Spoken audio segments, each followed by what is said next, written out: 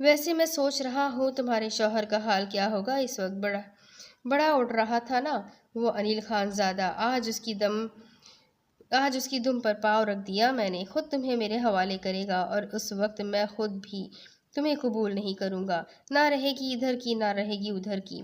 साफ लफ्ज़ों में धोबी का कुत्ता, न घर का न घाट का। दोबारा से अपनी उंगलियों से वीरा का चेहरा छूते हुए खबासत से कहकर जोर से कह कहा लगा गया। भारी मर्दाना आवाज पर कुछ ही देर में वीरा की आंख खुली। उसने मंदी मंदी आंखें खोली तो खुद को किसी और कमरे में पाकर बुरी तरह घबराई। मगर जब निगाह खुद के बिल्कुल करीब बैठे साइम खानजादा पर पड़ी तो वो बुरी तरह से खौफजदा हुई। वीरा का वजूद जलजलों की जद में आया था और वो बुरी तरह कांपती उसे देखे गई। सच तो ये था कि वो चाहे जितनी भी निडर और बहादुर थी मगर इस वक्त खुद को जिस सूरत हाल में फंसे हुए बेबस पाया था वीरा के सच में औसान खता हो गए थे। उसने बिस्तर